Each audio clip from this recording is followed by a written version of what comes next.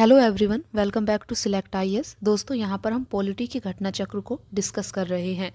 Polity के घटना चक्र में आज का हमारा टॉपिक है नागरिकता।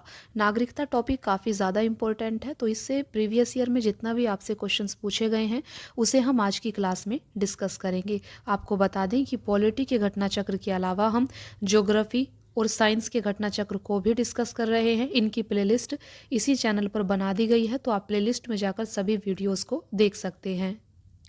चलिए फिर स्टार्ट करते हैं आज की क्लास। सबसे पहला क्वेश्चन आपके सामने है, देखिए, भारत के संविधान के किस भाग में हम नागरिकता से संबंधित प्रावधानों को पाते हैं?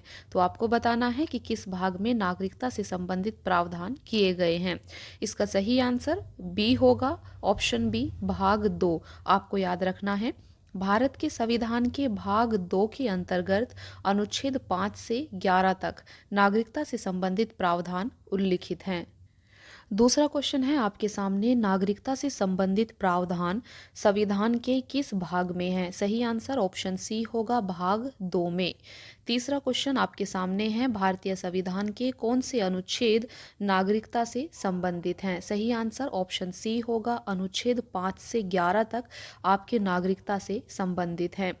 फोर्थ क्वेश्चन आपके सामने है, भारतीय संविधान निम्न में से कौन सी नागरिकता प्रदान करता है? सही आंसर ऑप्शन बी होगा, एकल नागरिकता। आप सभी को पता है कि भारतीय संविधान एकल देखिए, भारतीय संविधान एकल नागरिकता प्रदान करता है। भारत के प्रत्येक नागरिक की केवल एकल नागरिकता है, अर्थात वह केवल भारत का नागरिक है। अमेरिका की भांति संघ एवं राज्यों की दोहरी नागरिकता भारत में प्रचलित नहीं है। ये चीज आपको ध्यान रखनी है। पांचवा क्वेश्चन है आपके सामने, भारत में नागरिकता की निम्नलिखित विशेषताओं में से कौन सी सही है? तो यहाँ पर सही आंसर ऑप्शन सी होगा, संपूर्ण भारत की एकल नागरिकता है। ये विशेषता यहाँ पर सही है। छठा क्वेश्चन है आपके सामने, भारतीय नागरिकता नहीं प्राप्त की जा सकती है। इसका सही आंसर ऑप्शन डी होगा, भारतीय बैंक में धन जमा करके। आपको पता होना चाहिए भारतीय नागरिकता को कैसे प्राप्त किया जाता है, जन्म द्वारा, देशीकरण द्वारा, किसी भूभाग के सम्मिलन द्वारा। और कैसे प्राप्त नहीं किया जा सकता है, तो भारतीय बैंक में धन जमा करके भारतीय नागरिकता को प्राप्त नहीं किया जा सकता है। देखिए, यहाँ पर आप इसे समझ सकते हैं। भारतीय नागरिकता अधिनियम 1955 द्वारा भारतीय नागरिकता निम्नलिखित तरीकों से प्राप्त की जा सकती है। सबसे पहला जन्म द्वारा, दूसरा रक्त संबंध के द्वारा, तीसरा रजिस्ट्रीकरण द्वारा, चौथा देशीकरण द्वारा और पांचवा किसी भूभाग के भारत में सम्मिलन द्वारा। भारतीय बैंक में धन जमा करना एक वाणिज्यिक व्यवहार है, यह नागरिकता प्राप्त करने का तरीका नहीं है। सातवां क्वेश्चन है आपके सामने, भारत का एक नागरिक अपनी नागरिकता खो देगा यदि वह भारतीय नागरिकता का परित्याग करता है, स्वेच्छा से अन्य देश की नागरिकता प्राप्त करता है, किसी अन्य देश के नागरिक से विवाह करता है, सरकार की आलोचना करता है। आपको बताना है यहाँ पर सही आंसर क्या होगा। तो आप देख सकते हैं सही आंसर ऑप्शन सी है, केवल 1 और 2 यहाँ पर आपका सही आंसर दिया गया है। तो आप देख सकते हैं, भारत का एक नागरिक अपनी नागरिकता खो देगा यदि वह भारतीय नागरिकता का परित्याग करता है और स्वेच्छा से अन्य देश की नागरिकता प्राप्त करता है। तो यहाँ पर 1 और 2 आपका सही आंसर होगा। देखिए, यहाँ पर आप देख सकते हैं, भारत के नागरिक की नागरिकता का लोप निम्न दशाओं में होता है। सबसे पहला, भारतीय नागरिकता का परित्याग करने की दशा में, दूसरा स्वेच्छा से अन्य देश की नागरिकता ग्रहण करने पर, जबकि सरकार की आलोचना करने तथा अन्य देश के नागरिक से विवाह करने के कारण किसी भारतीय नागरिक की नागरिकता का लोप नहीं होता है। आठवां क्वेश्चन आपके सामने है, भारत के संदर्भ में निम्नलिखित कथनों पर विचार कीजिए। सबसे पहला कथन, भारत में केवल एक ही नागरिकता और एक ही अधिवास है। दूसरा, जो व्यक्ति जन्म से नागरिक हो केवल वही राष्ट्राध्यक्ष बन सकता है। तीसरा, जिस विदेशी को एक बार नागरिकता दे दी गई है, किसी भी परिस्थिति में उसे इससे वंचित नहीं किया जा सकता। आपको बताना है कौन से यहाँ पर ऑप्शन सही दिए गए हैं। तो इसका सही आंसर ऑप्शन ए होगा, केवल एक कथन ही आपका यहाँ पर सही दिया गया है। तो आप यहाँ पर देख सकते हैं, भारत के संदर्भ में भारत में केवल एक ही नागरिकता और एक ही अधिवास है। केवल एक यहाँ पर आपका सही आंसर होगा। नौवां क्वेश्चन है आपके सामने, नागरिकता संशोधन अधिनियम 2015 के अंतर्गत निम्न में से कौन भारतीय कार्ड धारक प्रवासी नागरिक के रूप में पंजीकृत होने के लिए अहर नहीं है, यानी कि योग्य नहीं है। तो आप देख सकते हैं 4 ऑप्शन आपके सामने दिए गए हैं। यहाँ पर सही आंसर ऑप्शन सी होगा। तो कौन पंजीकृत होने के लिए योग्य नहीं है? वे भारतीय जो विभाजन के उपरांत पाकिस्तान प्रवासी हो गए थे। ऑप्शन सी आपका यहाँ पर सही होगा। तो आप देख सकते हैं नागरिकता संशोधन अधिनियम 2015 के अंतर्गत निम्न में से वे भारतीय जो विभाजन के उपरांत पाकिस्तानी प्रवासी हो गए थे भारतीय कार्ड धारक प्रवासी नागरिक के रूप में पंजीकृत होने के लिए योग्य नहीं है। 10वां क्वेश्चन यहाँ पर आप देखिए, ये आप यहाँ पर देख सकते हैं इसे। चलिए देखते हैं 10वां क्वेश्चन। 10वां क्वेश्चन आपके सामने है, निम्नलिखित कथनों पर विचार कीजिए। सबसे पहला कथन, नागालैंड, असम, मणिपुर, आंध्र प्रदेश, सिक्किम, मिजोरम, अरुणाचल प्रदेश तथा गोवा की प्रादेशिक मांगों को देखते हुए भारत के संविधान में अनुच्छेद 371 ए से लेकर 371 आई अंतर्विष्ट किए गए हैं। दूसरा कथन, भारत तथा संयुक्त राज्य अमेरिका के संविधानों में 2 राजतंत्र हैं किंतु नागरिकता इकहरी है। तीसरा, कोई व्यक्ति जो देशीकरण द्वारा भारत का नागरिक है कभी भी अपनी नागरिकता से वंचित नहीं हो सकता। आपको बताना है यहाँ पर कौन सा कथन सही है। ऑप्शन डी यहाँ पर आपका सही होगा। केवल एक कथन ही यहाँ पर आपका सही दिया गया है। तो पहला कथन आप देख सकते हैं कि नागालैंड, असम, मणिपुर, आंध्र प्रदेश, सिक्किम, मिजोरम, अरुणाचल प्रदेश तथा गोवा की प्रादेशिक मांगों को देखते हुए भारत के संविधान में अनुच्छेद 371 ए से लेकर 371 आई अंतर्विष्ट किए गए हैं। तो ऑप्शन ए आपका यहाँ पर सही होगा। देखिए यहाँ पर आप देख सकते हैं, ये काफ़ी ज़्यादा इम्पोर्टेंट है। भारतीय संविधान के अनुच्छेद 371 ए से लेकर 371 आई में नागालैंड, देखिए 371 ए आपका किससे संबंधित है? नागालैंड से। 371 बी असम से संबंधित है। 371 सी मणिपुर, आंध्र प्रदेश या तेलंगाना, 371 डी इनसे संबंधित है। सिक्किम किससे संबंधित है? 371 एफ मिजोरम, 371 जी अरुणाचल प्रदेश, 371 एच और गोवा 371 आई राज्यों के संबंध में विशेष उपबंध अंतर्विष्ट किए गए हैं। इसीलिए कथन एक आपका यहाँ पर सत्य है। इसके अलावा आप देख सकते हैं कि भारत तथा संयुक्त राज्य अमेरिका के संविधान में यद्यपि 2 तंत्र संघ और राज्य हैं, लेकिन भारत में नागरिकता इकहरी है जबकि अमेरिका में दोहरी नागरिकता प्रदान की गई है। इसीलिए दूसरा कथन आपका असत्य होगा। देखिए इसके अलावा वे व्यक्ति जो देशीकरण द्वारा भारत की नागरिकता प्राप्त करते हैं उन्हें नागरिकता अधिनियम 1955 की धारा 10 के अनुसार नागरिकता से वंचित किया जा सकता है। इसीलिए आपका तीसरा कथन भी वहां पर गलत होगा। 11वां क्वेश्चन आपके सामने है, किस देश में दोहरी नागरिकता का सिद्धांत स्वीकार किया गया है? सही आंसर ऑप्शन डी होगा, संयुक्त राज्य अमेरिका। तो आप देख सकते हैं दोहरी नागरिकता का सिद्धांत संयुक्त राज्य अमेरिका में स्वीकार किया गया है।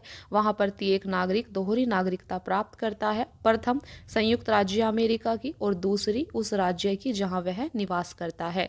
इसके विपरीत भारत में एकल नागरिकता की व्यवस्था की गई है। 12वां क्वेश्चन, निम्न में से कौन नागरिकता के अर्जन हेतु शर्तों को नियत करने के लिए सक्षम है? सही आंसर ऑप्शन डी है, संसद। संसद के द्वारा ही नागरिकता के अर्जन हेतु शर्तों को निर्धारित किया जाता है। 13वां क्वेश्चन है आपके सामने, नागरिकता अधिनियम 1955 के अंतर्गत पंजीकरण द्वारा भारतीय नागरिकता प्राप्त करने के लिए भारतीय मूल के व्यक्ति को भारत में कितने वर्ष बिताने होंगे? सही आंसर ऑप्शन सी है, 7 वर्ष। 14 क्वेश्चन आप देख सकते हैं निम्न में। देखिए ये क्वेश्चन विवादित है, इसीलिए हम 15वां क्वेश्चन देखेंगे। 15वां क्वेश्चन है आपके सामने, नागरिकता संशोधन विधेयक 2019 संसद से कब पारित किया गया? सही आंसर ऑप्शन बी होगा, 11 दिसंबर 2019 को। तो इसे आपको ध्यान रखना है। नागरिकता संशोधन विधेयक 2019 लोकसभा में 9 दिसंबर 2019 को प्रस्तुत किया गया एवं उसी तिथि को लोकसभा से पारित भी हो गया। देन 11 दिसंबर 2019 को यह राज्यसभा द्वारा पारित किया गया। राष्ट्रपति ने इस विधेयक को 12 दिसंबर 2019 को मंजूरी प्रदान की और यह विधेयक अधिनियम बन गया। 10 जनवरी 2020 से नागरिकता संशोधन अधिनियम 2019 लागू हुआ। देखिए नेक्स्ट क्वेश्चन है आपके सामने 16वां, नागरिकता संशोधन कानून कब पारित हुआ? सही आंसर ऑप्शन बी होगा, 11 दिसंबर 2019 को। तो फ्रेंड्स यहाँ पर आप देख सकते हैं आपके नागरिकता से संबंधित सभी प्रश्न को हमने यहाँ पर डिस्कस कर लिया है। अभी आपका नेक्स्ट टॉपिक है मूल अधिकार, फंडामेंटल राइट्स। तो मूल अधिकार से रिलेटेड प्रीवियस ईयर में जितने भी क्वेश्चंस आपसे पूछे गए हैं उन्हें हम यहाँ पर डिस्कस करेंगे। ये टॉपिक आपके लिए पॉलिटी में काफ़ी ज़्यादा इंपॉर्टेंट है, सबसे ज़्यादा इंपॉर्टेंट है। आपको फंडामेंटल राइट्स को काफ़ी अच्छे से कवर करना है, इस टॉपिक को काफ़ी अच्छे से आपको प्रिपेयर करना है। और प्रिपेयर करने के लिए सबसे बेस्ट तरीका यही है कि इसके जितने भी प्रीवियस ईयर में क्वेश्चंस आपसे पूछे गए हैं उनको आप अच्छे से तैयार करें, और घटना चक्र इसके लिए एक परफेक्ट माध्यम है। चलिए फिर मूल अधिकार से रिलेटेड प्रीवियस ईयर क्वेश्चंस को देखते हैं किस प्रकार से आपसे यहाँ से प्रश्न पूछे गए हैं। देखिए, सबसे पहला क्वेश्चन है आपके सामने, निम्न में से कौन सा कारक किसी उदार लोकतंत्र में स्वतंत्रता की सर्वोत्तम सुरक्षा को नियत करता है? इसका सही आंसर ऑप्शन डी होगा, शक्तियों का पृथक्करण, सेपरेशन ऑफ पावर। तो आप देख सकते हैं किसी उदार लोकतंत्र में स्वतंत्रता की सर्वोत्तम सुरक्षा को नियत करता है शक्तियों का पृथक्करण। इसे आप यहाँ पर समझ सकते हैं। देखिए, एक प्रतिबद्ध न्यायपालिका से तात्पर्य है जब न्यायपालिका सरकार या सत्तारूढ़ दल की नीतियों के संदर्भ में प्रतिबद्ध हो। अतः ऐसी न्यायपालिका सरकार की नीतियों के विरुद्ध जाकर नागरिकों, विशेषकर मत भिन्नता रखने वाले लोगों की स्वतंत्रता की सुरक्षा नहीं कर सकती है। इसीलिए प्रतिबद्ध न्यायपालिका इसका सही आंसर नहीं होगा। दूसरा, यहाँ पर आप देख सकते हैं शक्तियों का केंद्रीयकरण। लोकतांत्रिक संरचना में शीर्ष नेताओं के पास ही निर्णयन क्षमता को संकेंद्रित करता है, जिसे तानाशाही प्रवृत्तियों को बल मिलता है और नागरिकों की स्वतंत्रता प्रभावित होती है। इसीलिए ये भी आपका सही आंसर नहीं होगा। तीसरा, निर्वाचित सरकार। निर्वाचित सरकार नागरिकों की प्रतिनिधि होने के कारण स्वतंत्रता की संरक्षक मानी जाती है, परंतु निर्वाचित सरकार की स्थिति में भी अल्पमत नागरिकों की स्वतंत्रता विभिन्न प्रकार से प्रभावित हो सकती है। नेक्स्ट है आपका शक्तियों का पृथक्करण। शक्तियों के पृथक्करण से तात्पर्य है शासन के तीनों अंगों, विधायिका, कार्यपालिका और न्यायपालिका की शक्तियों के स्पष्ट पृथक्करण से है। इस स्थिति में शासन के किसी एक अंग द्वारा अपनी शक्तियों का दुरुपयोग करने पर दूसरे अंग द्वारा उसका निरोध किया जाता है, और इस प्रकार शासन के तीनों अंगों में संतुलन बना रहता है एवं तानाशाही प्रवृत्तियों को समुचित रूप से रोकथाम संभव है। अतः शक्तियों का पृथक्करण ही किसी उदार लोकतंत्र में नागरिकों की स्वतंत्रता की सर्वोत्तम सुरक्षा को नियत करता है। दूसरा क्वेश्चन आपका मूल अधिकार से है, निम्न में से कौन एक सही है, ये आपको बताना है। देखिए, पहला कथन है भारतीय संविधान में मूल अधिकारों को शामिल करने के लिए नेहरू रिपोर्ट 1928 में समर्थन किया गया था।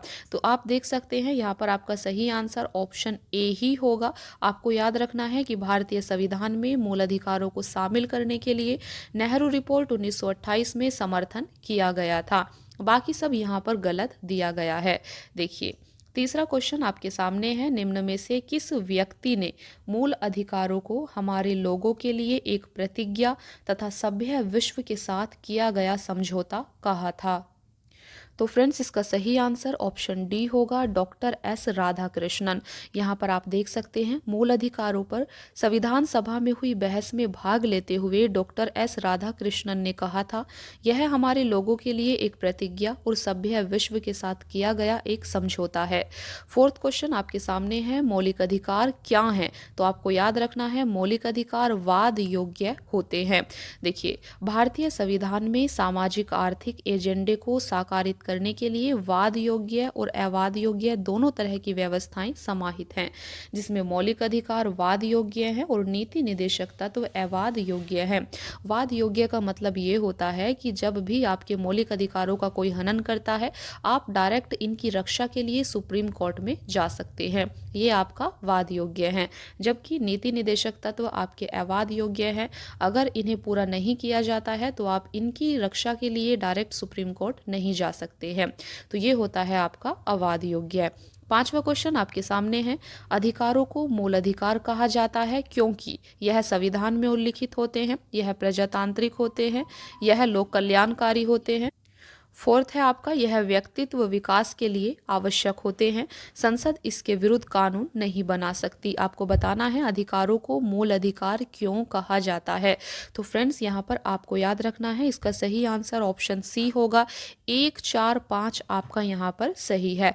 यह संविधान में उल्लिखित है। इसके अलावा यह व्यक्तित्व के विकास के लिए आवश्यक होते हैं और संसद इसके विरुद्ध कानून नहीं बना सकती है। तो यहाँ पर आपके ये सही आंसर होंगे। जबकि यहाँ पर आप देखिए देख सकते हैं, स्वतंत्रता संघर्ष के दौरान स्वतंत्रता आंदोलन के नेताओं ने अधिकारों के महत्व को समझा था। स्वतंत्रता के बाद संविधान निर्माण के दौरान संविधान में अधिकारों का समावेश करने व उन्हें सुरक्षित करने के उद्देश्य से संविधान में उन अधिकारों को सूचीबद्ध किया गया जिन्हें सुरक्षा देनी थी और उन्हें मौलिक अधिकारों की संज्ञा दी गई। यह अधिकार अत्यधिक महत्वपूर्ण है और इसीलिए उन्हें संविधान में सूचीबद्ध किया गया है। व्यक्तित्व विकास के लिए ये इतने महत्वपूर्ण है कि संविधान स्वयं सुनिश्चित करता है कि सरकार भी उनका उल्लंघन ना कर सके।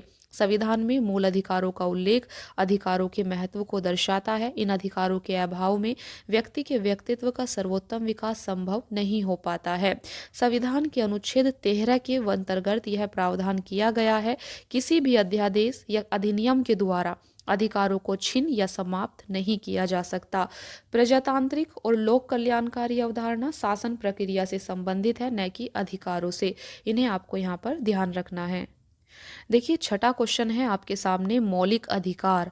तो मौलिक अधिकार सही आंसर ऑप्शन डी है। आपातकालीन स्थिति में निलंबित किए जा सकते हैं। मौलिक अधिकारों को आपातकालीन स्थिति में निलंबित किया जा सकता है, इसे आपको ध्यान रखना है। यहाँ पर आप देख सकते हैं मौलिक अधिकार नैसर्गिक एवं अप्रतिदेय अधिकार हैं जो राज्य कृत्य के विरुद्ध एक गारंटी के रूप में है। इन्हें केवल आपातकालीन स्थिति में ही निलंबित किया जा सकता है। अनुच्छेद 358 एवं 359 में आपात की उद्घोषणा के प्रवर्तन की स्थिति में मूल अधिकारों के निलंबन संबंधी प्रावधानों का वर्णन किया गया है। इन आर्टिकल को आपको याद रखना है, अनुच्छेद 358 एवं 359। इन्हीं में यह प्रावधान किया गया है कि आपात की उद्घोषणा के प्रवर्तन की स्थिति में मूल अधिकारों का निलंबन किया जा सकता है। सातवां क्वेश्चन, भारत में मौलिक अधिकारों के संबंध में निम्न वक्तव्यों पर विचार करें। ये राज्य कृत्य के विरुद्ध एक गारंटी हैं। ये संविधान के भाग 3 में सूचीबद्ध है। सामाजिक, आर्थिक और राजनीतिक न्याय सुनिश्चित करते हैं। यह संयुक्त राज्य अमेरिका में अधिकारों के बिल की भांति नहीं है। यहाँ पर नहीं वर्ड यूज किया गया है। आपको बताना है कौन सा यहाँ पर सही आंसर होगा। सही आंसर ऑप्शन सी है। 1, 2, 3 ही आपका यहाँ पर सही दिए गए हैं। देखिए भारत में मौलिक अधिकारों के संबंध में ये राज्य कृत्य के विरुद्ध एक गारंटी है, ये आपका सही है। ये संविधान के भाग 3 में सूचीबद्ध है, ये कथन भी आपका सही है। देन सामाजिक, आर्थिक और राजनीतिक न्याय सुनिश्चित करते हैं, ये भी आपका सही है। तो इन्हें आपको ध्यान रखना है। देखिए यहाँ पर आप देख सकते हैं भारत में मौलिक अधिकार राज्य कृत्य के विरुद्ध एक गारंटी है। इन्हें संविधान के भाग 3 में शामिल किया गया है। यह संयुक्त राज्य अमेरिका के अधिकार बिल की भांति है। जहां तक सामाजिक, आर्थिक और राजनीतिक न्याय का प्रश्न है तो ये संविधान की प्रस्तावना से उद्भूत होते हैं और संविधान के भाग 3 के मौलिक अधिकार और भाग 4 के राज्य की नीति के निदेशक तत्व एक दूसरे के पूरक के रूप में मिलकर इन्हें सुनिश्चित करते हैं। आठवां क्वेश्चन आपके सामने है, भारतीय संविधान में किस अनुच्छेद के अंतर्गत नागरिकों को मौलिक अधिकार प्रदान किए गए हैं। सही आंसर ऑप्शन बी होगा, अनुच्छेद 12 से 35 तक। तो भारतीय संविधान के भाग 3 में अनुच्छेद 12 से 35 तक मौलिक अधिकारों का वर्णन किया गया है। वर्तमान में कुल 6 मौलिक अधिकार प्रदान किए गए हैं। 9वां क्वेश्चन है आपके सामने, भारतीय संविधान का कौन सा अनुच्छेद संवैधानिक प्रावधानों को संघीय संसद और राज्य विधान पालिकाओं द्वारा बनाए गए नियमों कानूनों पर प्राथमिकता प्रदान करता है। सही आंसर ऑप्शन ए होगा, अनुच्छेद 13। यहाँ पर आप देख सकते हैं संविधान के अनुच्छेद 13 में यह प्रावधान है कि संघ एवं राज्य कोई ऐसा कानून नहीं बनाएंगे जो भाग 3 में प्रदत्त मौलिक अधिकारों को छीनता या कम करता हो। यदि कोई कानून मौलिक अधिकारों के उल्लंघन में बनाया गया तो वह कानून उल्लंघन की मात्रा तक शून्य होगा। अनुच्छेद 32 संवैधानिक उपचारों के अधिकार से रिलेटेड है। अनुच्छेद 245 केंद्र और राज्यों द्वारा बनाई गई विधियों के विस्तार से रिलेटेड है। अनुच्छेद 326 लोकसभा एवं विधानसभा का निर्वाचन वयस्क मताधिकार के आधार पर होने से रिलेटेड है। 10वां क्वेश्चन आपके सामने है, भारतीय संविधान के अनुच्छेद 13 का मुख्य उद्देश्य निम्न में से किसके संदर्भ में संविधान की सर्वोच्चता सुनिश्चित करता है? इसका सही आंसर ऑप्शन बी होगा, मौलिक अधिकार। आपको याद रखना है, भारतीय संविधान के अनुच्छेद 13 का मुख्य उद्देश्य मौलिक अधिकार के संदर्भ में संविधान की सर्वोच्चता सुनिश्चित करना है। तो यहाँ पर ऑप्शन बी आपका सही आंसर होगा। तो फ्रेंड्स, आज की वीडियो को हम ज़्यादा बड़ा नहीं करेंगे। देखिए, आज की वीडियो में हमने नागरिकता टॉपिक को डिस्कस किया है, देन फंडामेंटल राइट्स, मूल अधिकारों के टॉपिक को भी हमने शुरू कर दिया गया है। तो फंडामेंटल राइट का टॉपिक, मूल अधिकारों का टॉपिक आपका काफ़ी बड़ा है, इसको विस्तार से आपको समझना है। अभी काफ़ी सारे क्वेश्चंस आपके इसके बचे हुए हैं, जिसे हम नेक्स्ट क्लास में कंप्लीट करेंगे। तो नेक्स्ट क्लास में फंडामेंटल राइट्स का टॉपिक आपका कंप्लीट हो जाएगा, आपको उसे ज़रूर देखना है। वीडियो को लाइक शेयर ज़रूर करिए। चलिए फिर आज की क्लास में इतना ही, मिलते हैं फिर नेक्स्ट क्लास में। Thank you so much friends for watching the class. Keep watching, please like share and subscribe. Thank you.